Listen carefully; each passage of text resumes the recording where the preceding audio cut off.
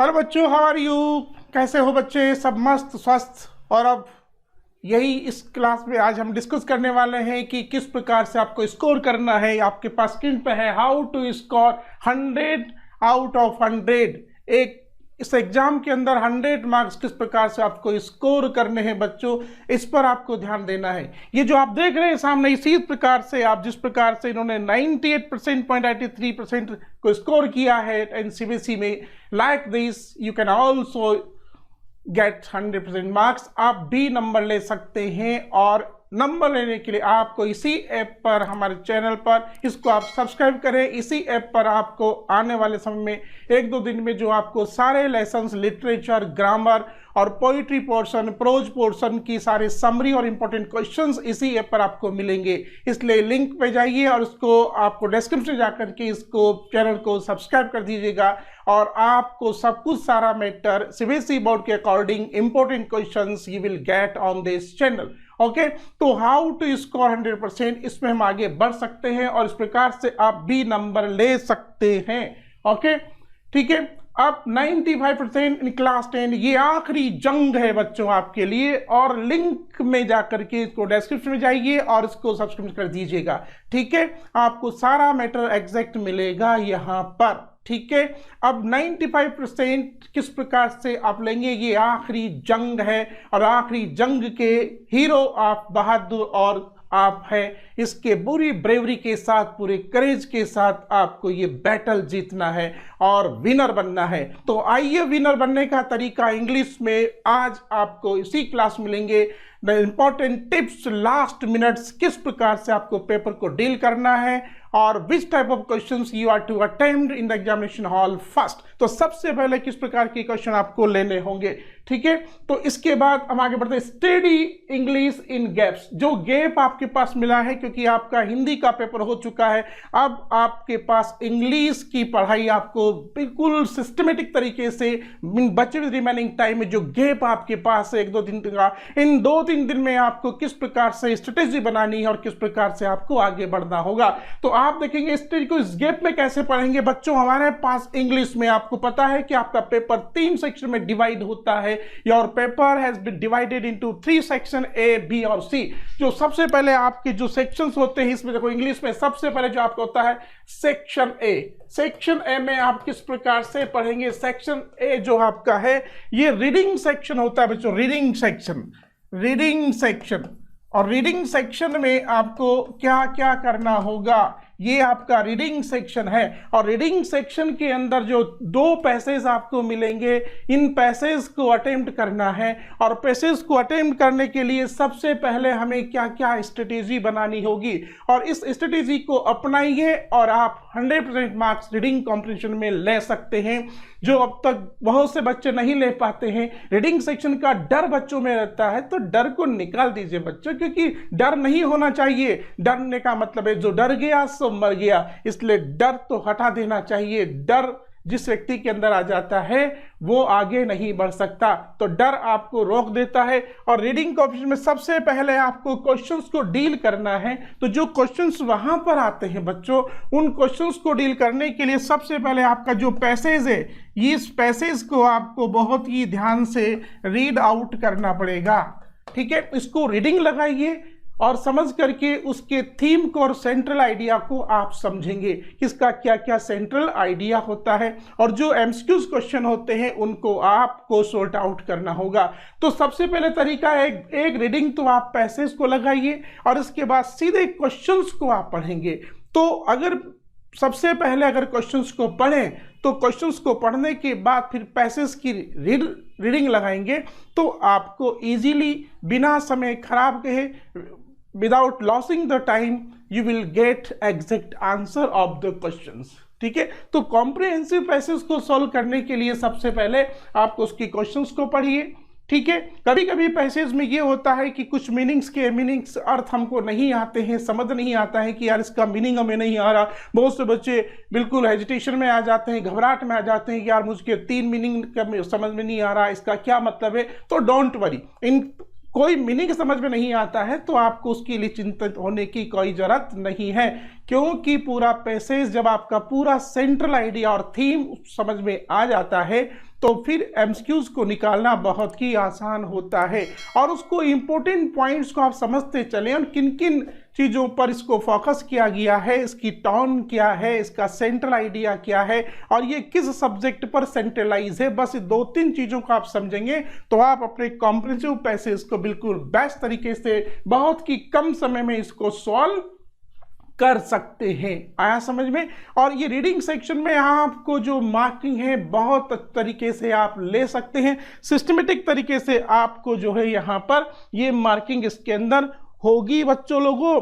आया समझ में। तो इस बात का आप ध्यान रखें और टाइम मैनेजमेंट को सबसे इंपॉर्टेंट फैक्ट मानकर आपको चलना है, ठीक है। और इसको ढंग से पढ़ेंगे तो आपको इसमें नंबर आपको मिलेंगे। तो रीडिंग कॉम्प्रिहेंशन में कुल मिलाकर के आपको इसको ध्यान से पढ़ना है और फिर एमसीक्यूज को सॉर्ट आउट करना है। इसके लिए आप चाहें तो अभी आपके पास अगर कोई मॉडल पेपर हो, कोई फॉर्मर पेपर सीबीएसई बोर्ड के हैं, तो उनके जो रीडिंग कॉम्प्रिहेंसिव पैसेज है उनकी प्रैक्टिस आप कर सकते हैं। प्रैक्टिस करने से आपको पूरा आइडिया मिलेगा और आपका टाइम मैनेजमेंट भी फिक्स हो जाएगा। तो जब सिस्टम से काम होगा और 2, 3, 4, 5 पैसेज अगर आप 3-4 दिन में सॉल्व कर लेते हैं जो सीबीएसई बोर्ड के पेपर्स में आए हुए हैं या आपके पास कोई मॉडल पेपर हो तो उसमें आप सॉल्व कर सकते हैं और इस प्रकार से रीडिंग सेक्शन में आप अच्छा स्कोर कर सकते हैं। ओके, इसके बाद हम बात करते हैं सीधे बी सेक्शन की बात करते हैं। तो आपका जो बी सेक्शन होता है, बी सेक्शन बेटा ग्रामर का होता है,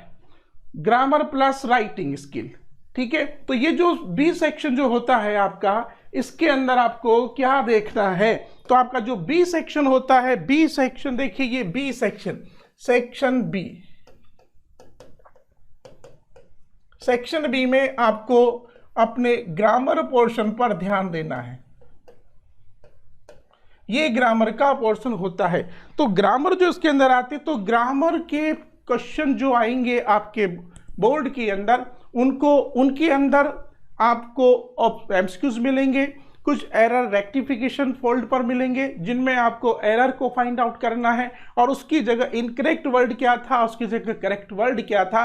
तो आपका जो ग्रामर है, आपने जो ग्रामर के टॉपिक पढ़े हैं, चाहे वह टेंसेज हो, चाहे वह सब्जेक्ट वर्ब कॉन्कॉर्ड हो, चाहे वह डिटरमिनर्स हो, चाहे रिपोर्टेड स्पीच हो, तो ये जो आपके टॉपिक्स हैं, कभी कभी प्रीपोजिशन के रिलेटेड भी कोई सेंटेंस में आपको एरर दे दिया जाता है। तो बोर्ड के एग्जाम में उस एरर को फाइंड आउट करने के लिए देखिए, जब एरर को फाइंड आउट करते हैं तो सबसे पहले बहुत से बच्चे कहते हैं कि सर गलती पकड़ में नहीं आती है, कैसे ढूंढे, कहाँ ढूंढे, कैसे ढूंढे। तो आज समझे, इसमें मेरी बात को समझिए कि आपको एरर कैसे फाइंड आउट करनी होगी। सेंटेंस में हमेशा ध्यान रखिए, जैसे सेंटेंस आपको वहां मिलेगा तो सेंटेंस के अंदर सबसे पहले आप वर्ब को देखिए, वर्बियल मिस्टेक सेंटेंस के अंदर दी जाती है। इसके बाद में फिर सेंटेंस में जो वर्ब होती है, वर्ब की मिस्टेक होती है और वर्ब की मिस्टेक रिलेटेड होती है हमारे टेंस से। तो सीक्वेंस ऑफ द टेंस भी आपको ध्यान रखना होगा, किस प्रकार से आपको सेंटेंस, 2 सेंटेंस वहां पर आए हुए हैं, पहला सेंटेंस कौन से टेंस में है तो दूसरा किस में होगा। तो ये एक सीक्वेंस होता है टेंस का। टेंस के वर्ब को, गलती को पकड़ने के लिए आपको सब्जेक्ट के नंबर, वर्ब को समझना होगा, सब्जेक्ट का नंबर कैसा है। हम इस बात पर फोकस नहीं करते कि सब्जेक्ट का नंबर कौन सा है, हम तो बहुत जल्दी से उसको जल्दबाजी में करने के मूड में होते हैं। तो ग्रामर में आपको सब्जेक्ट का नंबर रिकॉग्नाइज करना है। सबसे पहले सब्जेक्ट का नंबर देखेंगे और उसके अंदर आने वाले एडवर्ब को रिकॉग्नाइज करेंगे, क्योंकि एडवर्ब ही ऐसा इंपॉर्टेंट वर्ड है बच्चे लोगों जो आपको टेंस का इंडिकेशन देता है। आया समझ में। और ये चीज पूरी आपको पढ़ा दी गई है और एक बार सारे टेंस को, सारे जितने भी टॉपिक्स ग्रामर के हैं रूल्स वाइज, सारे रूल्स को आप दिमाग में फिट कर लें और थोड़ी सी प्रैक्टिस कर लेंगे। जो सेंटेंस आए हुए हैं एग्जाम में, किस टाइप के सेंटेंस आते हैं, एमसीक्यूज में भी आ सकते हैं, आपको 4 ऑप्शंस वहां दिए जाएंगे और आपको एक ऑप्शन सेलेक्ट करने के लिए कहा जाएगा। कुछ ब्लैंक वाला सब्जेक्टिव भी आ सकता है, उसमें एरर दी जा सकती है, यानी उसकी जगह सेंटेंस को कैसे आपको यूज करना है। जैसे सेंटेंस में आपको लिख दूं यहां पर, जैसे he always cooked food in the kitchen. जैसे ये सेंटेंस होता है, ये बोर्ड के एग्जाम आया, मैं फॉर द एग्जाम्पल आपको समझा रहा हूं और सीधे टिप से डायरेक्ट आप समझ जाएंगे और फिर मुझे कोई ज्यादा बताने की जरूरत नहीं पड़ेगी। और ये एक ऐसी स्ट्रेटेजी है ग्रामर के क्वेश्चन को सॉल्व करने की, जिसको अगर आपने अपना लिया तो ये गारंटी है कि आप 100% सारे क्वेश्चंस ग्रामर के राइट करेंगे, एरर भी फाइंड आउट कर पाएंगे और एग्जैक्ट आंसर भी दे पाएंगे। तो यहां पर इस प्रकार से आपसे कहा जाएगा find out the error from the sentence, और इस प्रकार से एक आपको यहां पर ये डायग्राम डिब्बा दिया जाएगा जिसमें यहां लिखा रहेगा इनकरेक्ट, इनकरेक्ट और करेक्ट। यही एक पैटर्न होता है बोर्ड में आने का। अब आपको इस सेंटेंस के अंदर फाइंड आउट करना है गलती को फाइंड आउट कैसे करेंगे। सबसे पहले आपका ध्यान जा रहा है सब्जेक्ट पर। अब ऑलवेज इसमें आया हुआ है बच्चों, जो मैंने अभी भी बोला आपको ऑलवेज, और ऑलवेज यानी कौन से टेंस को डिनोट करता है आपको याद होना चाहिए। तो सारे टेंस के एडवर्ब्स को रट डालो, कौन कौन से टेंस के एडवर्ब कौन कौन से हैं ये फिर फिक्स करो, और जिसने याद नहीं किया है फटाफट याद करो टेंस के एडवर्ब्स को, because adverbs are the main identity of the different type of the tense. आया समझ में। और एडवर्ब्स ऑलवेज यहां है, ऑलवेज कौन से टेंस को बताता है, प्रेजेंट इंडेफिनिट को। बस प्रेजेंट इंडेफिनिट को जैसे ही मालूम पड़ा आपको पता चल गया कुक्ड इसमें गलत है, कुक्ड का सेंटेंस गलत है, ये कुक्ड वर्ब गलत है, पास्ट इंडेफिनिट आ गया जो कि always always take present indefinite, तो फिर आपकी गलत क्या है इसमें जो इनकरेक्ट वो कुक्ड है बच्चों। तो कुक्ड लिखेंगे आप यहां पर और इसकी जगह आएगा कुक्स। ये देखिए कुक्स आएगा, कुक्स, बस हो गया सेंटेंस। तो ये एरर रेक्टिफिकेशन है, आया समझ में। और ऑप्शन में भी आपको दिया जा सकता है। तो ग्रामर के किसी भी क्वेश्चन को सॉल्व करने के लिए आपको सारे रूल्स को रिवाइज करें, आज ये रिवाइज करें और पूरे एडवर्ब्स को याद करें। और रिपोर्टेड स्पीच में भी टेंस बदलता है, कौन सा और कैसे बदलता है। तो रिपोर्टेड स्पीच में भी जब डायरेक्ट को इनडायरेक्ट में बदलते हैं तो याद रखें सन फॉर्मूला जो बिल्कुल शॉर्ट टॉप्स आपके पास है, सन अपॉन 123 किस प्रकार से पर्सन को बदलते हैं, किस प्रकार से टेंस को बदलते हैं, फिक्स कर दीजिएगा। अगर रिपोर्टिंग और में सेड आया है तो रिपोर्टेड स्पीच का टेंस बदलेगा। ये टॉपिक वाइज आप थोड़ी थोड़ी समरी रूल्स को टू द पॉइंट्स आप दिमाग में रखेंगे तो आपको रिपोर्टेड स्पीच भी गलत नहीं होगा, पैसिव वॉइस गलत नहीं होगा कि सब्जेक्ट को ऑब्जेक्ट बनाना है, ऑब्जेक्ट को सब्जेक्ट बनाना है, और पैसिव वॉइस में हमेशा वर्ब की थर्ड फॉर्म काम में आती है। यही चीजों को आप फिक्स करें। तो रूल्स जितने भी हैं उन सबको दिमाग में एक बार रिवाइज करें, फिक्स करें और 10-10 सेंटेंस की प्रैक्टिस आप कर लीजिए। जो गैप आपके पास अभी है पेपर होने के बीच में, आया समझिए। तो जो गैप अभी चल रहा है इस गैप में आप सारे रूल्स को रिवाइज कर सकते हैं। ओके, तो ये तरीका ग्रामर की गलतियों को ढूंढने का है और राइट एग्जैक्ट आंसर देने का है। तो अगर आपने ये तरीका अपनाया, ज्यादा सारे रूल्स रेगुलेशन के पीछे मत पड़िए, अब तो सिर्फ टू द पॉइंट उनको समझ लेना है और प्रैक्टिस कर लेना है, सीधा फाइंड आउट करना है। आया समझ में। तो ग्रामर के सारे रूल्स को पढ़ लें एक बार फिर से और फिर आप ग्रामर की सारी चीजों को टिप्स में ले सकते हैं और सारे क्वेश्चंस को राइट कर सकते हैं और ग्रामर में आप स्कोर कर सकते हैं। आया समझे। इसके बाद में हमारा आता है सी सेक्शन। सी सेक्शन तो क्या है यार, सी सेक्शन तो आपका अपना सेक्शन है क्योंकि वो तो पूरा का पूरा लिटरेचर पोर्शन होता है। तो ये जो लिटरेचर आपके पास है पूरा पूरा, ठीक है, तो ये लिटरेचर का पोर्शन आप देखिए, लिटरेचर तो आपने पढ़ा ही है, ठीक है।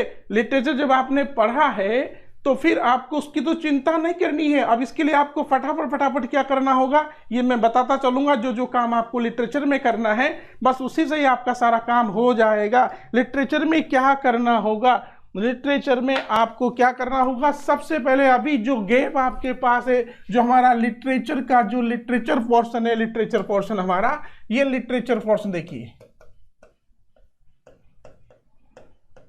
लिटरेचर पोर्शन जिसको हम सी सेक्शन के नाम से कहते हैं, ये लिटरेचर पोर्शन है। इसमें हमारे जो टेक्स्ट बुक हैं उन दोनों टेक्स्ट बुक के रिलेटेड क्वेश्चन होंगे और इसमें सब्जेक्टिव भी होंगे, ऑब्जेक्टिव होंगे। देखो एक टाइप ऑफ द क्वेश्चन इसमें एक्सट्रैक्ट बेस्ड क्वेश्चन पूछा जाएगा। तो सबसे पहले आपको करना क्या है, सबसे इंपॉर्टेंट पॉइंट है कि कीप समरी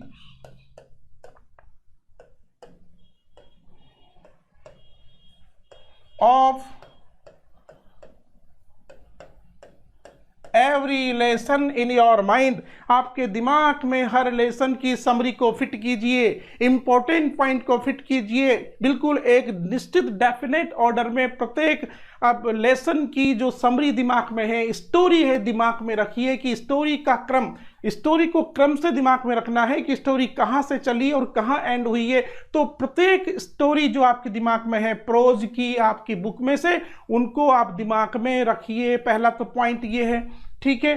सेकंड पॉइंट आता है कि आपका जो क्वेश्चन आता है वहां पर, तो क्वेश्चन जो आता है एग्जाम में, उस क्वेश्चन को आप समझेंगे, यानी क्वेश्चन को समझना है। कैसे समझेंगे? क्वेश्चन कहाँ से आया है, यानी लेसन के किस भाग से, किस पार्ट से क्वेश्चन आया है। क्योंकि पूरा का पूरा लेसन बच्चों इंपॉर्टेंट कभी नहीं होता है, वो उसका कुछ पार्ट इंपॉर्टेंट होता है। तो हमेशा ध्यान रखें कि एनसीईआरटी जब क्वेश्चन बनाता है तो आपका वो क्वेश्चन उस इंपॉर्टेंट पार्ट में से ही होता है, ये ध्यान रखें। तो इंपॉर्टेंट पार्ट की समरी दिमाग में रखें और एग्जाम में जो क्वेश्चंस आ रहे हैं उन क्वेश्चंस की को समझे, डिमांड को समझे, क्योंकि अकॉर्डिंग टू डिमांड ही आपको क्वेश्चन देना होगा।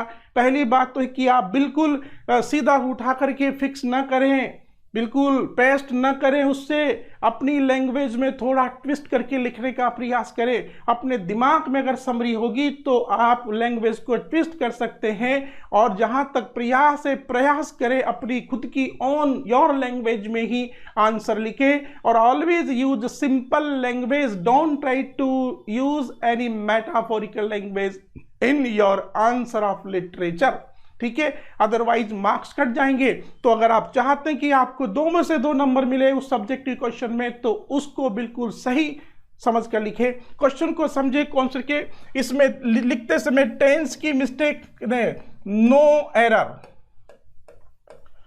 एरर ऑफ टेंस, ध्यान रखिए। क्वेश्चन का आंसर लिखते समय आपके टेंस की गलती नहीं होनी चाहिए, क्योंकि दिमाग में फिक्स कर लें हमारी जितनी भी स्टोरीज है वो सारी की सारी पास्ट में है बच्चों, आया समझ में? तो उसका आपको ध्यान रखना है, आया समझ में? और नेक्स्ट पॉइंट जो मैं बता रहा हूं सबसे लास्ट में, जो एक्सट्रैक्ट बेस्ड क्वेश्चन होते हैं, एक्सट्रैक्ट बेस्ड, इसमें आपको एक पैराग्राफ दिया जाएगा प्रोज में से और पोइट्री में से, तो उसके बिहाफ पर आपको आंसर्स निकालने हैं प्रोज के। तो उसको आराम से उसको पढ़िए और पढ़ करके सामने आपके पैसेज होता है और पूरा रेफरेंस कॉन्टेक्स्ट उस लेसन का आपके पास होता है। इसलिए छोटे छोटे क्वेश्चन जो एक एक लाइन के उसमें अंदर मिलेंगे उनके आंसर आप आसानी से निकालेंगे। लेकिन ये सारी चीजें आपको तब ही हो पाएगी जब आपके दिमाग में लेसन की समरी होगी। इसी प्रकार पोइट्री पोर्शन में काम करना है, जो हमारी पोएम्स हैं उन पोएम्स को रीडिंग लगा लें, पोएम्स की लाइनों को फिट करें, पोइट के नाम याद करें, पोएम का नाम याद रखें, क्योंकि यह भी पूछा जाता है कि यह पोएम किसने लिखी, और बहुत सी बार हमको पोइट का नाम पता नहीं होता है। इजी क्वेश्चन भी हमारे गलत हो जाते हैं। देखने में आया कि बहुत से बच्चे के पोइट का नाम गलत हो जाता है। तो पहले तो आप पोइट का नाम, पोएम का नाम याद रखें, ठीक है। दूसरा पॉइंट, उस पोइम के अंदर कौन कौन से लिटरेरी डिवाइस यूज हुए हैं उनको अंडरलाइन करके प्रैक्टिस कर लें, पढ़ लें, पता करें कि कौन सी पोइम में कौन से फिगर्स ऑफ स्पीच और पोइटिक डिवाइस यूज हुए हैं, उनकी एक लिस्ट बना लें दिमाग में, समझ लें कि इस पोइम में ये हुआ है, इस पोइम में ये फिगर्स ऑफ स्पीच है, जो हमारी डस्ट ऑफ स्नो में क्या है और आइस एंड फायर में क्या है, फिर आगे की जो एनी ग्रेगरी पोइम है, किस डिफरेंट जो पोइम है उस पोइम में अलग अलग है, ठीक है। तो उनको सारे पोइटिक डिवाइस को याद रखें, टोन याद रखें और उनकी राइमिंग स्कीम भी याद रखें। और राइमिंग स्कीम तो आपको एक्सेट करना है, जो आपको एक्सेट वहां दिया जाएगा उसकी तुरंत आप लास्ट वर्ड की साउंड से निकाल सकते हैं। तो आप राइम स्कीम तो आप निकाल सकते हैं। तो पोइट्री पोर्शन में जो क्वेश्चंस एमसीक्यूज पूछे जाएंगे वो फिगर्स ऑफ स्पीच के रिलेटेड हो सकते हैं, टोन बेस्ड हो सकते हैं, पोइट का नाम हो सकता है, पोएम का नाम हो सकता है, इस प्रकार से एक वर्डली सेंटेंस हो सकते हैं, वोकैबुलरी बेस्ड हो सकते हैं।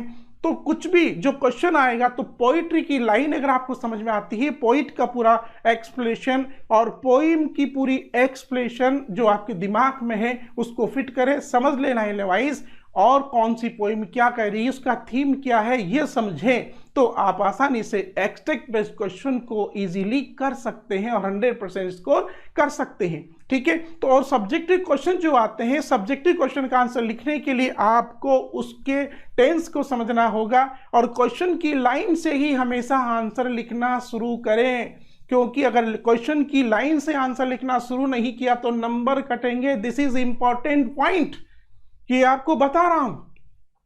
क्वेश्चन है उसमें डिड आया है तो आपके आंसर में सेकंड फॉर्म का प्रयोग होगा, उसमें डू डज आया है तो आपके आंसर में वर्ब के साथ एस एस लगेगा। ये छोटी छोटी बातें हैं बेटा जो आपको दिमाग में फिक्स करना है, इन्हीं चीजों से हमारे स्कोर होता है। तो ये लिटरेचर के पोर्शन में इस प्रकार से आपको चलना है।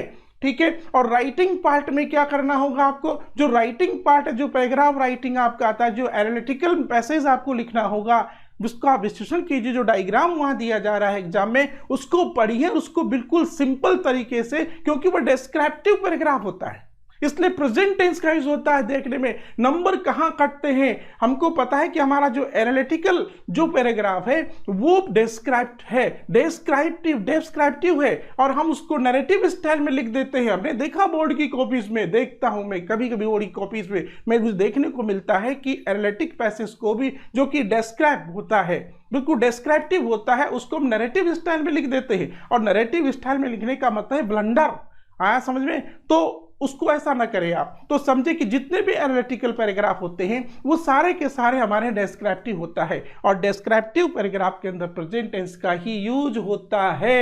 आया समझ में? फिर आपको लेटर करना है, लेटर का फॉर्मेट आपके दिमाग में फिट होना चाहिए, फॉर्मेट डिस्पर्स नहीं होना चाहिए, फॉर्मेट एक निश्चित क्रम में, पहले सेंडर्स, फिर डेट, और फिर सैल्यूटेशन, और फिर रेस्पेक्टेबल ग्रीटिंग, और उसके बाद में लेटर स्टार्ट करना है। और बच्चों ध्यान रखें, हम आपका लेटर कम से कम 2 पैराग्राफ में आपको लिखना है according to demand of CBSE board. ये बोर्ड की डिमांड होती है, जब कॉपी चेक होती है तो इनके नंबर कट जाते हैं, इसलिए 2 पैराग्राफ, क्योंकि एक लेटर, 1 लेटर हैज 2 एस्पेक्ट्स। आया समझ में? तो you are to give the description of 2 aspect in 2 paragraph in your letter. तो ये एक इंपॉर्टेंट टिप्स है राइटिंग पार्ट में लेटर लिखने का। ठीक है, तो पैराग्राफ राइटिंग और लेटर राइटिंग में आप स्कोर कर सकते हैं। सिंपल लैंग्वेज का यूज करें, मेटाफोरिकल लैंग्वेज का यूज करने का प्रयास न करें। बहुत से बच्चे ऐसे सेंटेंस सोचते हैं जैसा मन मेरा मन मयूर खुशी के मारे नाचने लगा, तो मन मयूर की इंग्लिश ही नहीं आती है, तो ऐसा मत सोचो बस मैं खुश हो गया, आई बिकेम हैप्पी, बस सिंपल सेंटेंस सोचिए और सेंटेंस को ट्रांसलेट कीजिएगा। स्ट्रक्चर की मिस्टेक, सेंटेंस का स्ट्रक्चर शुड बी राइट। अगर आप इन सब चीजों का ध्यान रखेंगे तो you can score in English about 95%। और इस इंपॉर्टेंट पॉइंट जो आपको बताए गए हैं, इनके बिहाफ पर आप ये आखिरी जंग जीत सकते हैं। तो ठीक है, और मैं आशा करता हूं कि आपको सारे टिप्स समझ में आए होंगे। इन बातों का ध्यान रखना अपने दिमाग में, और इसी को बातों को दिमाग में रखते हुए इन बचे हुए समय में जो आपके पास जो रिमेनिंग टाइम में भी है, इस टाइम का यूज कीजिए और यूज करके शानदार स्कोर प्राप्त कीजिए। All the best, thank you very much, wish you all the best.